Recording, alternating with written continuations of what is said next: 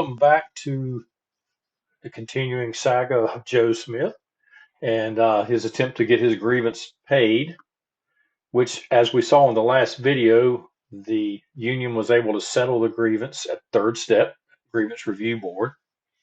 So I wanted to show you how that's going to look different. So we're back at the main menu here. If we go to open cases, we're not going to find our previous grievance. So let's go back to main menu. Now we go to closed cases, and there we are, Joe Smith, because this grievance has been settled. I want to show you a little couple of things here first. If we go to this grievance now, it's going to start back at the grievance step. But over here on the far left, this tab we didn't really get into. This is a summary tab. So when you click on the summary tab, here's everything that you put in about this grievance as we went along through all the steps. All the information is right here, and this is invaluable. This is all the information you would need as you went along. And as a matter of fact, it had you uploaded any documents, you would also see those files would be listed here as well. But I wanted to go back and show you a couple of things about this bottom toolbar. Even though this grievance is closed, this bottom toolbar we didn't get into. Case docs, info request, hold, print, send link, notes, history, and contract. Now, case docs, now we didn't upload anything, so there's nothing here. But had we uploaded anything as we went along, and you remember there were lots of drop-down boxes, lots of opportunities to upload files and documents, we would see those listed here. Info request. This is a way for you to request info from someone. It could be another shop steward. It could be from management. If you were to click add new, this gives you basically sort of like a contact form where you put your date in, subject, type your request, etc.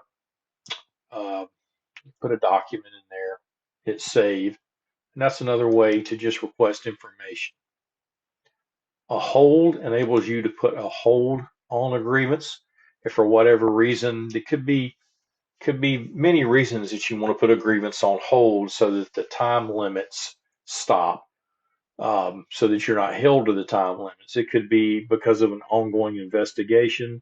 You could get an order from a general chair that he needs you to hold on this for a little bit, but that's where you would do this from this screen. Print button is pretty self-explanatory. You'll get the option here to you'll be able to pick a printer, and you can print the grievance investigation form, the appeal to SBA, the settlement closeout, and notice there's an American Airlines specific menu here, the contractual form and the verbal step form. Send link. This enables you to email a link to this grievance to anyone in this list. You'll be able to search names. Notes. And once again, you can add more notes as you go along. So maybe even after the grievance was closed, you wanted to maybe add another note. You maybe wanted to say, I'm happy that the company decided to pay this grievance. The supervisor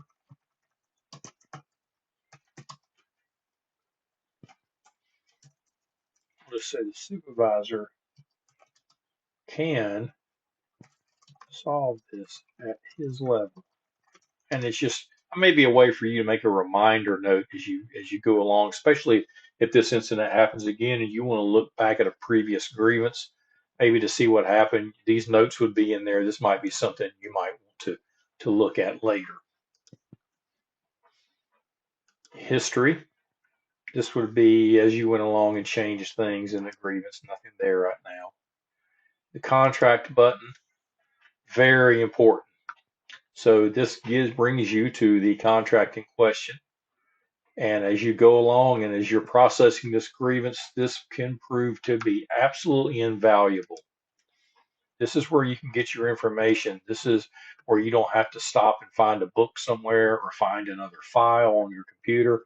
It's already right here loaded in a grievance manager. So that's how we close out a grievance in a settlement case. We'll come back in the next video and talk briefly about arbitrations.